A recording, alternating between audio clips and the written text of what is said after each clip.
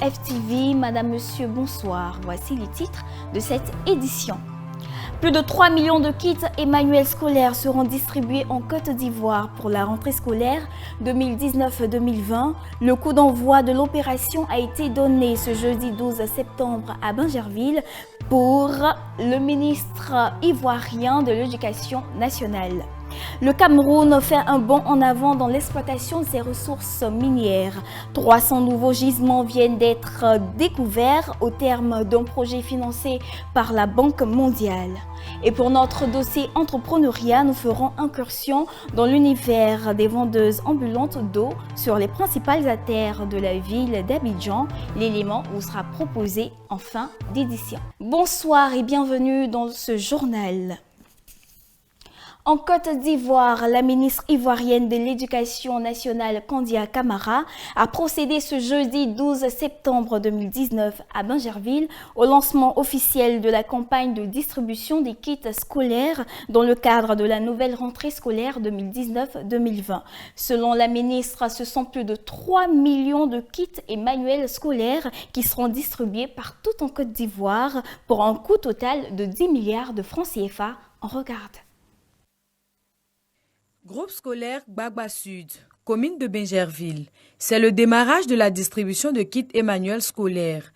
10 milliards de francs CFA pour 3 257 650 kits et manuels scolaires qui seront distribués dans les établissements publics du pays. Un soulagement selon les parents d'élèves. Nous voyons que la plupart des parents ont vraiment des problèmes pour faire face aux dépenses scolaires. C'est une joie de savoir que le gouvernement fait les efforts pour que tous les enfants soient logés à la même enseigne. Satisfaction aussi pour les élèves, heureux bénéficiaires du jour. Nous disons merci à la ministre. Nous lui promettons de bons résultats en fin d'année. Partenaire de l'école ivoirienne, l'UNICEF s'engage à demeurer aux côtés du gouvernement ivoirien. Pour la représentante adjointe de l'institution, l'éducation est la base de tout développement. À la communauté éducative, aux enseignants, aux parents d'élèves et élèves, la ministre de l'Éducation nationale, de l'enseignement technique et de la formation professionnelle assure qu'elle veillera à ce que l'année scolaire soit une réussite. Elle met cependant en garde les enseignants véreux quant à la vente des kits et manuels scolaires entièrement gratuits. Je voudrais faire maintenant une mise au point qui peut paraître superflue, mais qui vaut son pesant d'or. Les kits qui vous seront distribués sont totalement gratuits, car c'est la contribution de l'État de Côte d'Ivoire à l'éducation de vos enfants, que dis-je, de nos enfants. Ne vous laissez pas gruger par ceux qui voudront vous vendre ces kits. Mieux, je vous demande de signaler ces faussaires à nos services compétents afin qu'ils soient châtiés en conséquence. Toutes les écoles primaires et les 2 établissements du secondaire de Bingerville ont reçu 19 500 kits et manuels scolaires, 300 tables-bancs, des ordinateurs, des équipements de bureau, du matériel de sport, entre autres, d'une valeur de 42 millions de francs CFA. Les 41 directions régionales bénéficieront également de cette opération. Et 21 mois après le début des travaux de construction du lycée d'excellence Alassane Ouattara de Grand Bassam, dans la région du Sud Komoué en Côte d'Ivoire, l'infrastructure a été inaugurée le samedi 7 septembre dernier par le vice-président ivoirien Daniel Kablan-Duncan, qui était accompagné par la circonstance de plusieurs membres du gouvernement, dont la ministre de l'Éducation nationale Kandia Camara. Les coûts des travaux de ce lycée bâti sur une superficie de 19 hectares, qui est le fruit d'un partenariat sino-ivoirien, sont chiffrés à 14 milliards de francs CFA. L'établissement devrait abriter 1000 élèves du second cycle avec l'aménagement d'un auditorium, de 2 piscines, d'un dortoir et d'un internat et d'une bibliothèque complètement équipée, ainsi que de diverses infrastructures sportives et didactiques. Il faut aussi noter que le système d'alimentation en électricité est globalement fourni à partir de l'énergie scolaire. Venons-en à la rubrique de nos émissions maison, sans pour autant sortir du contexte de la rentrée scolaire. Dans ce numéro de l'émission L'histoire d'une réussite entrepreneuriale, où nous recevons ce fabricant de tenues scolaires dont le métier suscite de l'admiration. On regarde. Le début n'est jamais facile et vous, papa, on sait que vous n'êtes pas allé à l'école, mais malgré cela, vous avez choisi la bonne voie plutôt que de suivre la voie de la facilité. Et on aimerait savoir, vous exercez dans ce domaine depuis combien d'années précisément? Ah, vraiment, c'est beaucoup d'années. Parce que depuis que j'ai commencé ce métier, je suis dessus, je n'ai jamais fait autre chose. Et ce métier, je continue jusqu'à présent. Ça fait beaucoup d'années passées. Mais précisément combien d'années? 20 ans, 30 ans, ouais. 19 ans, je ne sais pas. En 85, en 2019, je pense que ça vaut 30 ans quelques. D'accord. Bon, je me suis dessus, mais ça m'a apporté beaucoup d'avantages. C'est sur ce métier qui m'a donné la chance. Bon, j'ai épousé ma première femme. Bon, c'est avec cette moyen que vraiment ça m'a donné beaucoup d'avantages. Bon, les conjuries aussi, c'est nous. Bon, mais ça, papa, oui. Pourquoi précisément avoir choisi ce métier-là, ce commerce à la vente des tenues scolaires? Il y a plusieurs métiers, voilà, garagistes et autres, mais pourquoi avoir choisi ce métier? Le métier m'appelait beaucoup. Cette métier, quand je me suis venu, j'ai trouvé mon grand frère, il m'a dit que notre oncle, c'est ce travail qu'il fait. Donc, c'est sur ça, moi, je peux te soutenir. Donc, on va dire que c'est dans la famille. De la famille, j'ai accepté. Bon, je continue ce métier. Bon, c'est cette chance qui m'a fait choisir ce travail. Ce travail-là. Voilà, c'est ça qui m'a poussé à faire. Alhamdulillah, ça m'a apporté beaucoup de sens, beaucoup d'avantages. D'accord. Bon, c'est sur ces sujets, aujourd'hui, bon, les familles, c'est avec ça que je dépense. Vraiment, ça sort un peu. Je ne dis pas que vraiment je suis riche, je ne suis pas riche, mais vraiment, toutes mes affaires, je n'en occupe moi-même, à mon personnel. Moi, par exemple, je veux me lancer peut-être dans l'avenir dans ce commerce-là. Combien il me faut concrètement pour commencer le commerce? Oui, pour commencer aussi, c'est pas, ça dit, tu peux commencer à partir de 50 000. À partir de 50 000. À partir de 50 000, ça peut te porter des millions. Les chefs d'entreprise sénégalaises échangeaient ce jeudi 12 septembre de l'avenir de la monnaie commune de la zone UEMOA, le franc CFA. Ces échanges organisés par le mouvement des entreprises du Sénégal, MEDES, avaient lieu en marge de la 19e réunion annuelle du patronat sénégalais. Pour les experts réunis en présence du ministre sénégalais de l'économie et du plan, au sorti de ces échanges, les avis divergent sur l'opportunité de cette monnaie. 300 nouveaux gisements miniers viennent d'être découverts au Cameroun dans le cadre d'un projet financé par la Banque mondiale. Entre autres minéraires contenus dans ces gisements, le saphir, le zinc, l'uranium et le nickel, le Cameroun entend diversifier son potentiel économique en misant plus sur l'exportation des ressources minières. Les précisions dans ce reportage. 300 nouveaux gisements de minerais découverts dans les 10 régions du Cameroun. Ces découvertes sont l'aboutissement de 5 ans de recherche et d'expertise menés par des experts camerounais et ceux de la Banque mondiale. L'annonce a été faite en prélude au Salon international camerounais sur les mines à Yaoundé. Des minerais aussi diversifiés les uns que les autres. Il s'est révélé qu'au-delà des 40% du territoire exploré, notre pays, le Cameroun, dispose d'un potentiel minier prometteur et varié, qui confirme en lui cette Afrique en miniature. Ces richesses sont en général concentrées dans les parties est et ouest du pays, ce qui explique la présence d'exploitants en quête de nouvelles opportunités. Plein de réformes ont été entreprises à savoir un code minier attractif pour les potentiels investisseurs du secteur promulgué le 14 décembre 2016. L'amélioration et l'informatisation des procédures du cadastre minier grâce au projet de renforcement des capacités dans le secteur minier. Le gouvernement camerounais a ouvert l'accès aux permis d'exploitation afin de transformer les minerais de ces nouvelles découvertes. Plusieurs exploitants miniers, laboratoires d'analyse et de forage sont donc dans les starting blocks.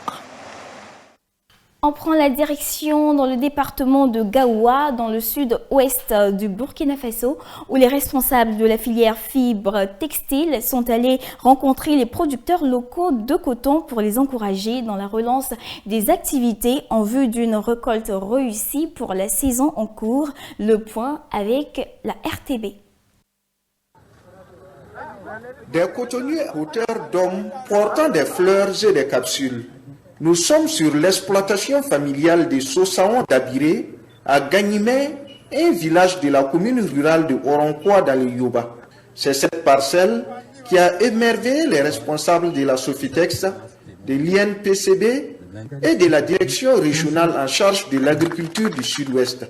Sur une superficie de 11,15 hectares, ce brave paysan compte récolter environ 25 tonnes de l'or blanc.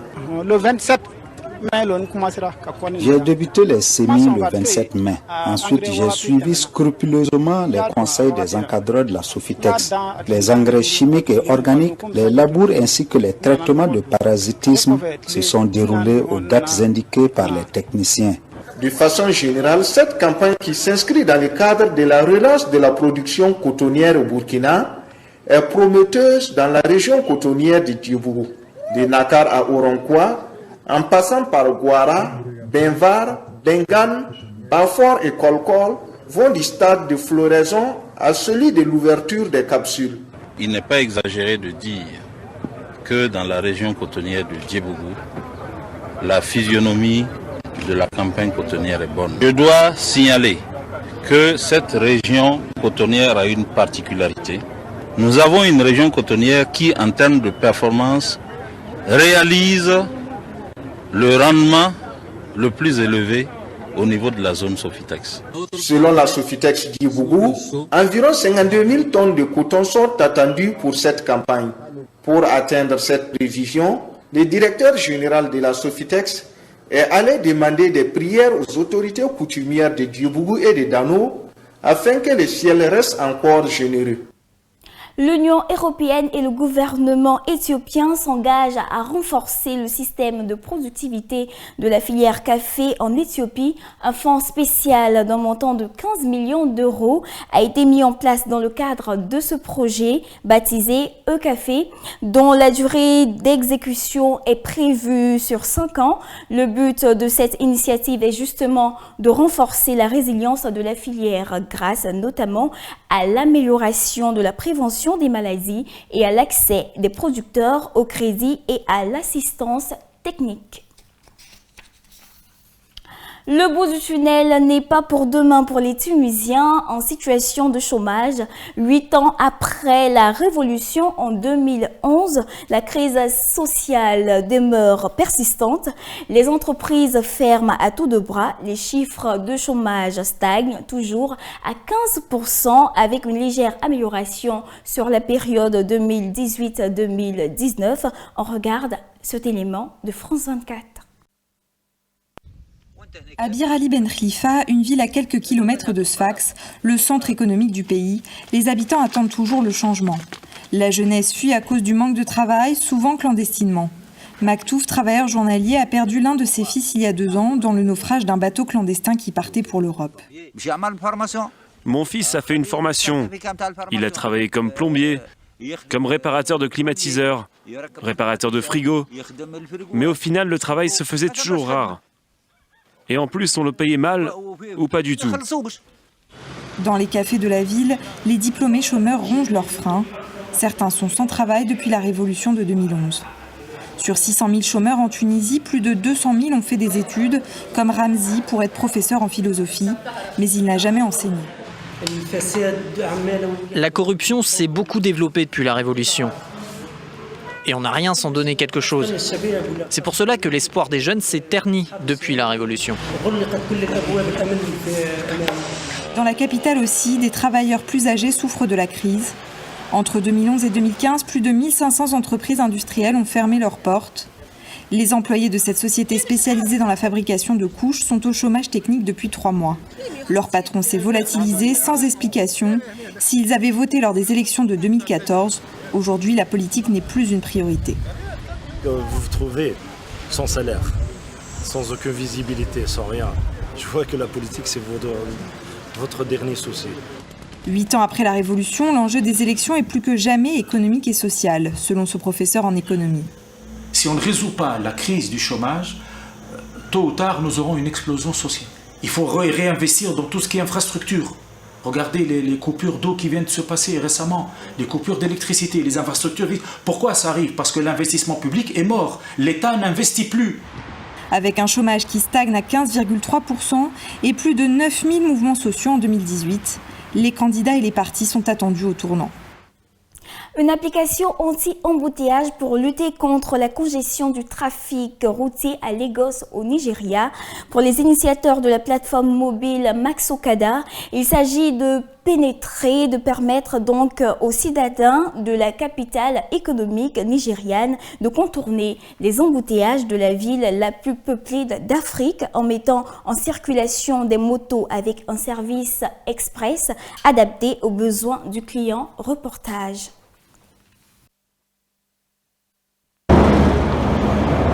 Circuler à Lagos est loin d'être une partie de plaisir. La capitale économique du Nigeria est en effet connue pour ses embouteillages et ses routes mal entretenues. Pourtant, cet écueil a été perçu comme une opportunité pour de nombreuses startups qui œuvrent dans le secteur de taxi-moto en ligne, habitués au trafic routier trépidant de la ville nigériane. C'est le cas de Max Okada, une application qui fait recette. Par rapport aux conducteurs informels sur le marché et aux conducteurs non réglementés, les champions de Max gagnent jusqu'à 3 fois, jusqu'à 5 fois ce qu'ils gagneraient en termes de revenus par rapport aux conducteurs informels. Les conducteurs de Max Okada se vantent de leur service qui place le client au centre de leurs préoccupations.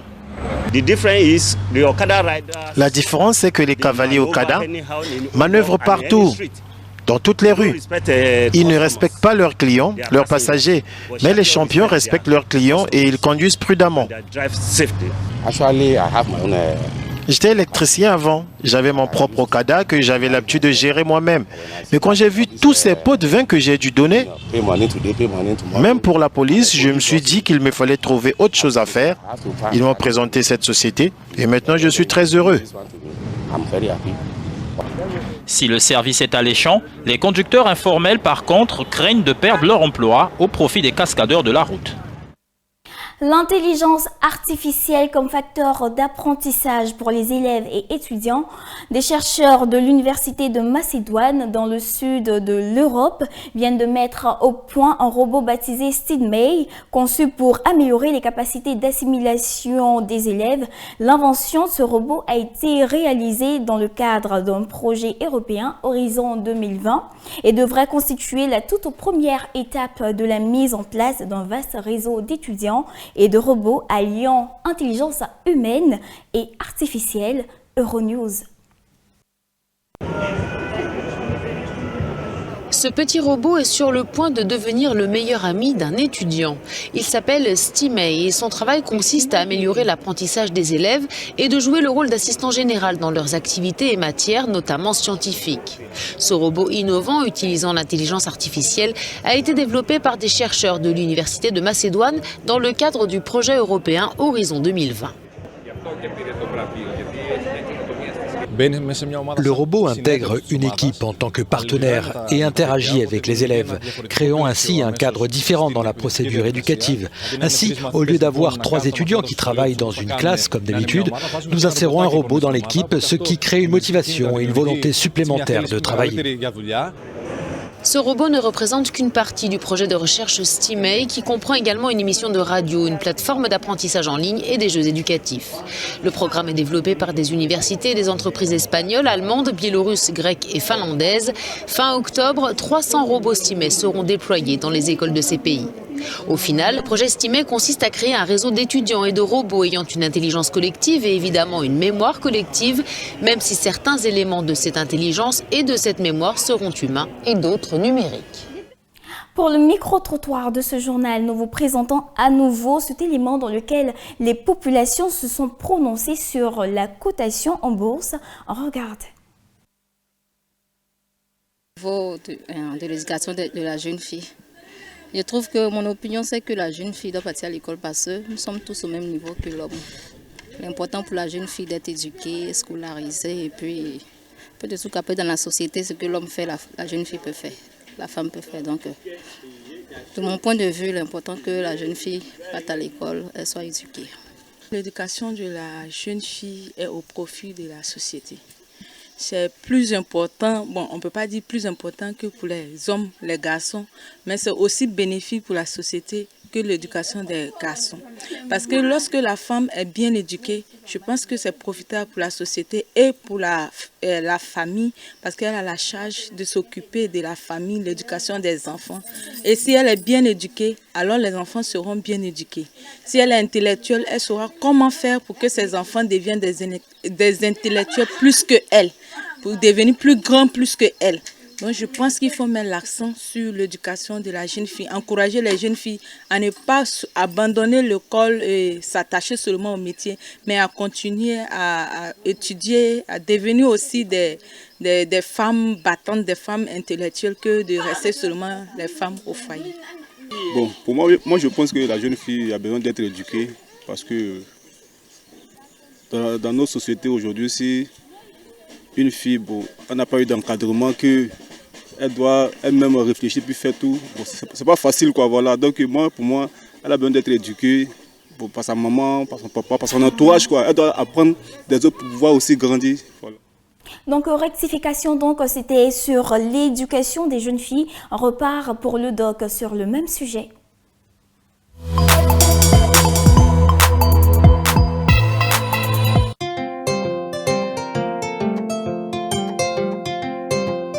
« 52 millions de filles n'ont pas accès à l'éducation en Afrique subsaharienne. Le taux net de scolarisation des filles au primaire est de 75%. Leur taux d'achèvement pour le premier cycle de l'enseignement secondaire n'est que de 31%. Les facteurs contribuant au faible taux de scolarisation et d'achèvement des filles sont les normes de genre inégalitaires, les violences de genre en milieu scolaire, les grossesses précoces, le mariage d'enfants et la pauvreté. En Afrique subsaharienne, les dépenses d'éducation peuvent absorber jusqu'à près de 10% du revenu des ménages. C'est une barrière insurmontable pour de nombreuses familles, en particulier pour les plus démunis. Les filles en sont les plus touchées. S'assurer d'un système éducatif qui permette une promotion efficace du genre.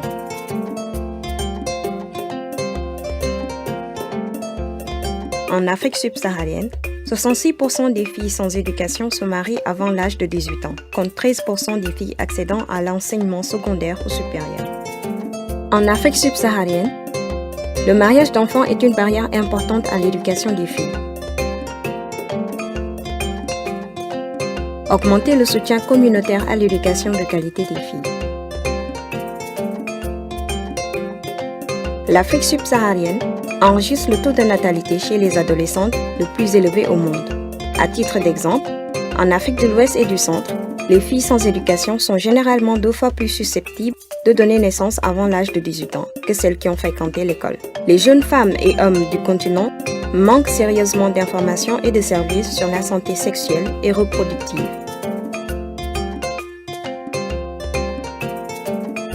Promouvoir des enseignements inclusifs et tenant compte du genre, y compris l'éducation complète à la sexualité. Violence de genre en milieu scolaire. De nombreux pays reconnaissent aujourd'hui que la violence sexuelle et violence de genre en milieu scolaire est une cause d'abandon scolaire parmi les filles. La violence basée sur le genre en milieu scolaire a un sérieux impact sur l'accès et la rétention des filles à l'école, ainsi que sur leur rendement scolaire. Les filles handicapées font face à une double discrimination due aux attitudes négatives sur le genre et le handicap. Les filles handicapées ne sont souvent pas autorisées à aller à l'école, ou lorsqu'elles le sont souvent victimes de discrimination et leurs besoins éducatifs spéciaux ne sont pas pris en compte.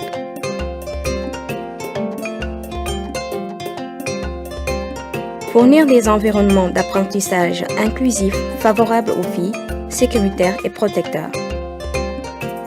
Il est essentiel de faire du genre et de l'éducation inclusive une priorité nationale dans la planification sectorielle afin de pouvoir atteindre l'ODD 4 ainsi que les ODD 3 et 5.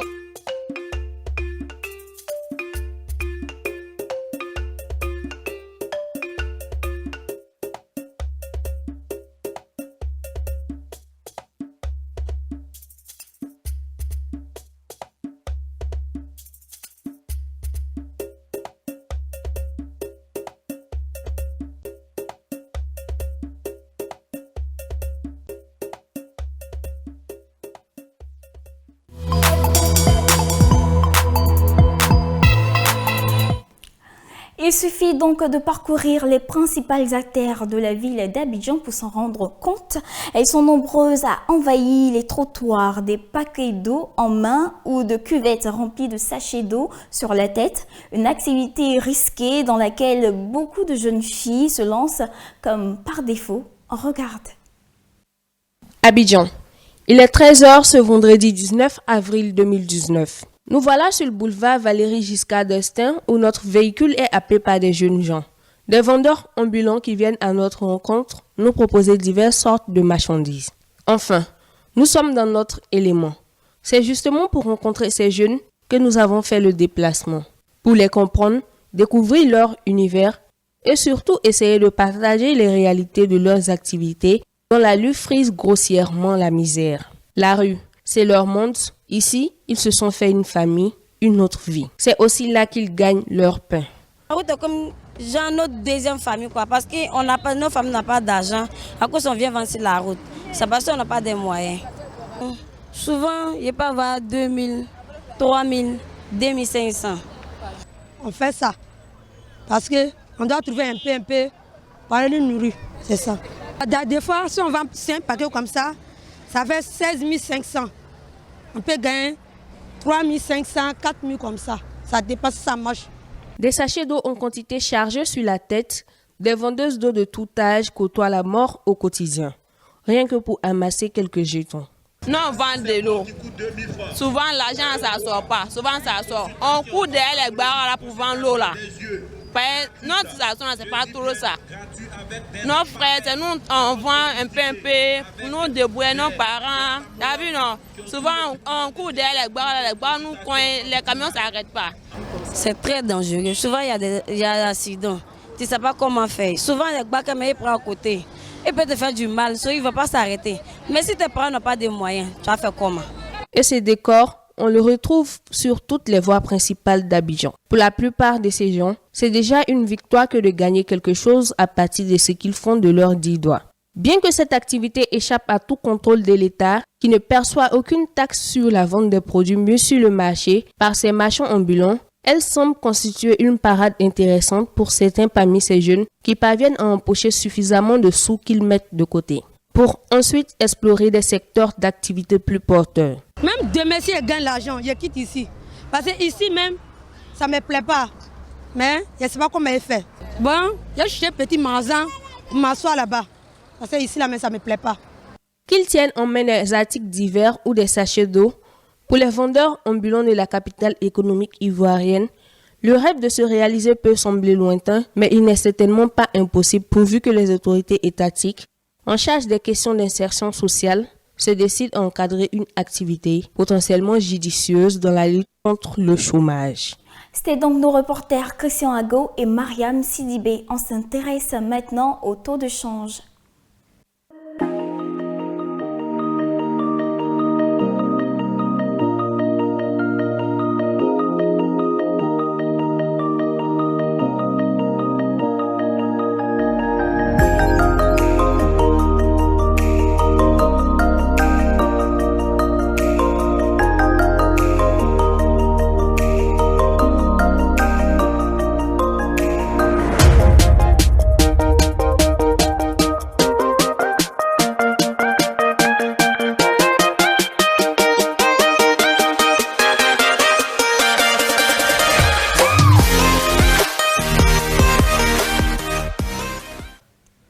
Parce que la vie, c'est comme la boxe.